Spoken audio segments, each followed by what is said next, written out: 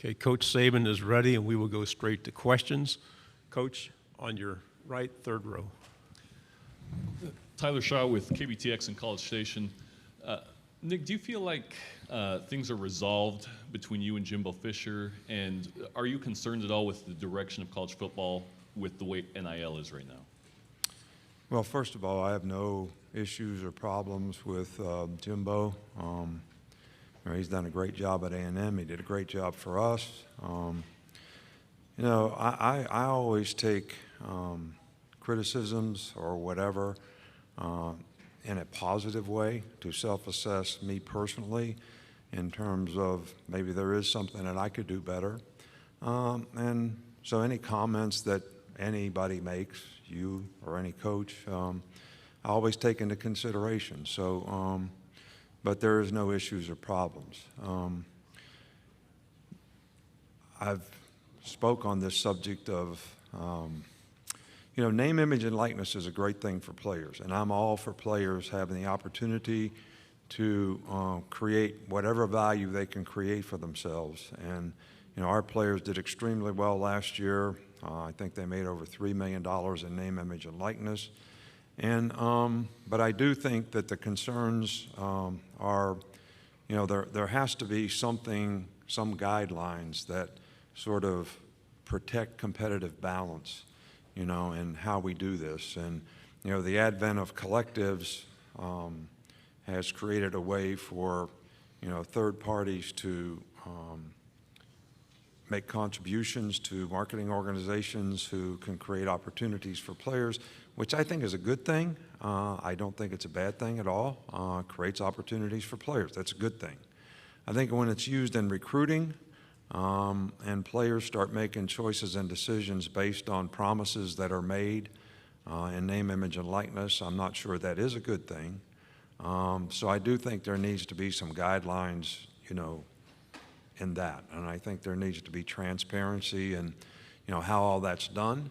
And I do think there needs to be some protection for players when it comes to people who represent them and third parties who are involved, people who get between, the money and the player, because those people have a responsibility and obligation to professionally represent the players in a first-class way. And right now we have no guidelines for any of these things, and I think that's a bit of a concern. To your left, front row, Coach. Hey, Coach. Jacques Doucet, WAP-TV in Baton Rouge. So many great coaches in this league already. I just want to get your thoughts on Brian Kelly from Notre Dame coming to LSU and what he brings to the conference. Brian Kelly is an outstanding coach, really good person. We played Notre Dame a couple times in the playoffs at Alabama, and their teams are always extremely well coached, very competitive, had the right kind of mindset in terms of how they went out there and performed and how they played, very disciplined in terms of how they went out and executed. So I have the utmost respect for Brian Kelly and the job that he'll do at LSU. To your right, Coach, second row. Coach, last week, Anwar Richardson, OrangeBloods.com. Last week at Big 12 Media Days, Coach Sarkisian said he wouldn't be there without you. I wondered if you maybe talked about the relationship that you had with Sark when he was on your staff, why you decided to bring him on, and maybe talk about the game that you guys will be traveling and playing in Texas in week 2. Yeah, well, Sark is one of the finest coaches that we've ever had on our staff.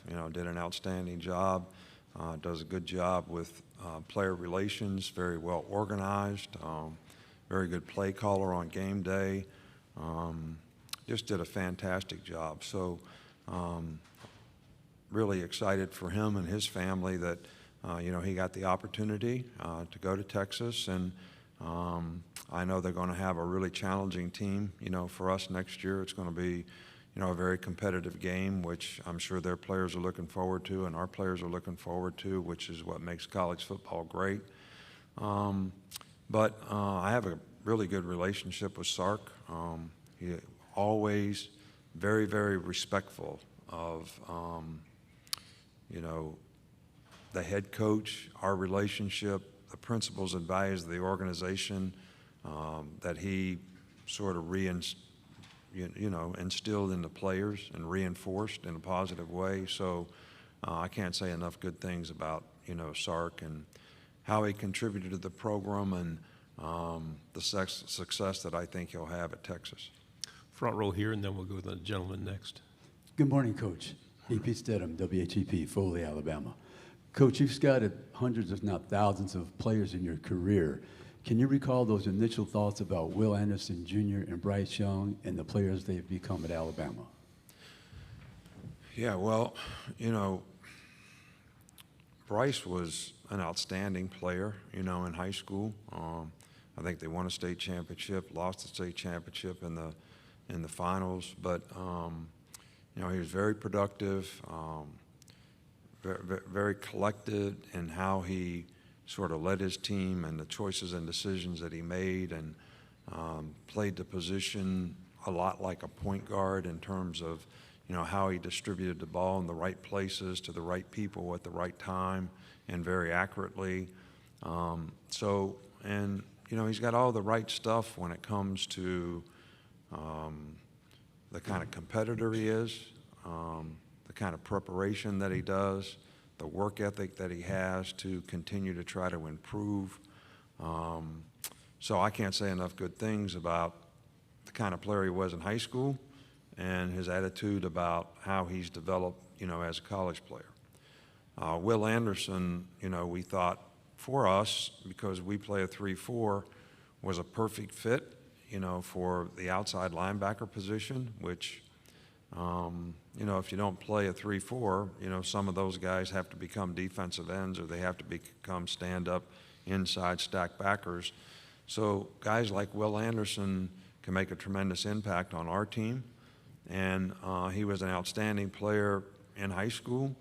But here's another guy that has A+ character, A+ work ethic, really good leadership qualities in terms of the example that he sets and how he impacts and affects other people in a positive way. And he's also a hard worker and a guy that's driven, you know, every day to try to improve and be the best player that he can be. So you're talking about talented guys that have all the right stuff to develop their talent to be the best that they can be. And these guys have tremendous pride in performance. And I could never been happier with two guys in terms of what they mean to the program, how they've represented the program, what they've done to impact the people around them in the program. Front row, coach, left. Hey, Coach. Steve Moulton, WZZN out of Huntsville. I was wondering if you could comment on the secondary play, especially Kool-Aid, Kyrie, and what Eli Ricks brings to the table as well for you, Coach. Well, I think that's a work in progress. You know, Kool-Aid has been injured. Kyrie was injured. So those guys have had limited work from spring practice, you know, until now. Eli Ricks is a guy that started in this league, and he has to, you know, sort of prove that he has a good understanding of what we want him to do and how we want him to do it and why it's important to do it that way. But I do think that those guys, those three guys' development is going to be critical to, you know, the success of our team. And I'm not disappointed in where they are right now, but I do think we need to continue to make progress at that position if we're going to get the kind of consistency and performance that we need to do the things that we'd like to do defensively.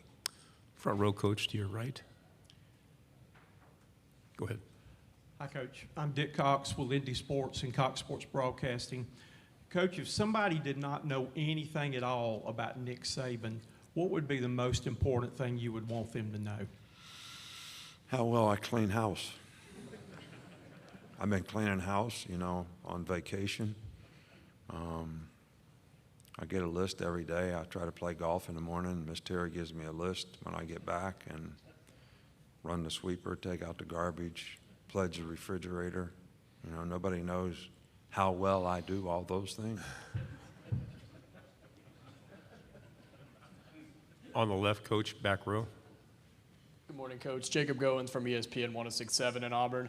You have Bryce Young coming back after winning the Heisman Trophy last year, but of course falling short in the national championship game. What do you expect to see different from Bryce Young from last year to this year on the field? I don't really expect anything in terms of what I want to see differently. I want Bryce to maintain the right mindset in terms of, how he prepares, how he practices, how he impacts the players around him, because that will have a significant impact on how well he can play, because, quarterback is a difficult position to play if the players around you don't play well, whether it's the receivers, the offensive line, the ability to run the ball, create balance. I just want Bryce to just stay in the right mindset of what he needs to do to be the best player that he can be, and to be forward thinking in terms of the things that he needs to do to make the progress to create value for himself. Because I'm sure that, Bryce would love to be a quarterback in the National Football League, and I think, how he does this year will, have a significant impact on, that part of how he develops his career.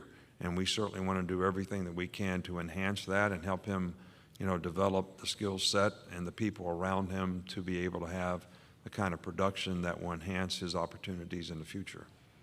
Coach, to your right, second row. Hi, Coach. Michael Giddens with the War Par Auburn.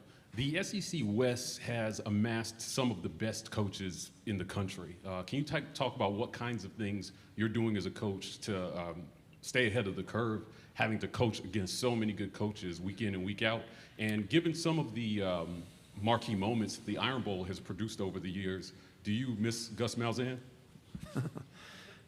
Look, I have a tremendous amount of respect for Gus. I thought Gus did a fantastic job, beat us, more than I'd like to remember, and did it because he was a great coach, a great play caller, has made a significant impact on the game of college football in terms of some of the things that he's implemented through the years. So I have a tremendous amount of respect for Gus. Yeah, the Iron Bowl was crazy. It was a crazy game last year. Bryce did a great job in the last drive to be able to tie the game. And I think the most important thing was the 2 sacks that he didn't take and got rid of the ball so he didn't get sacked because we didn't have any timeouts. And people sometimes don't realize that. They look at the completions, whether it's 4th down, 3rd down, touchdown pass, whatever. I think it's one of the greatest games in college football, and one of the most difficult places to play when we go there and play it. So I have a lot of respect for the program and the people in it, and know that we really have to continue to hire good coaches, have great energy and enthusiasm in what we do to make changes that is going to help us, sort of not really stay ahead of the curve, but just be able to understand things that people are doing in the game, so that we put our players in the best position to be able to have a chance to be successful when they go out on the field and compete against it. 2 questions left. First to your second row on the left. Hey, Nick. John Sokoloff with WCBI TV in Columbus, Mississippi. You keep harping on the competitive balance that's necessary for the NIL, and Lane Kiffin yesterday mentioned that he thinks that there should be a salary cap for the NIL and that would help. What do you think of that idea? I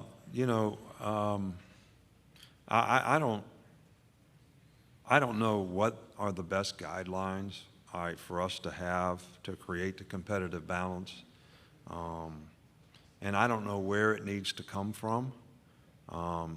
I think if the NCAA is going to be able to implement their rules, they need some kind of protection from litigation, because right now I think they have a difficult time implementing rules because of lawsuits. And so there may need to be something bigger than that, whether it's done at the federal level or however it is, to sort of create some guidelines for how we manage moving forward the future of college football. I don't necessarily have the answers. I don't know if that's the answer, but I have a lot of respect for Lane. You know, he does a great job. He's a good coach. He did a great job for us, but I don't really know what the answers are. But I do think we have a lot of people working on, you know, things that can protect the integrity of competitive balance, you know, in the future of college football. Final question back on the right. Hey, Coach, Ben from Local 3 in Chattanooga. We asked Will and Jordan about Jahmyr Gibbs, and their faces sort of lit up when we talked about him. What it is about his character that excites you and this team about having him in the locker room? Because it seems his play sort of speaks for itself. Well, he's an outstanding player. He's a very mature person. He's got great work ethic. He's very talented from an ability standpoint. He's got speed. He's a really good receiver. He does a great job of pressing holes and, you know, getting the defense to commit to things and, you know, making a cut, and gets to top speed very quickly, which are all tremendous assets for a running back. So he's made a really, really positive impact, you know, on our team in a lot of ways, on the field and off, and we're very pleased to have him in the program. Coach, thank you very much for your time. All right, thank you. Appreciate you.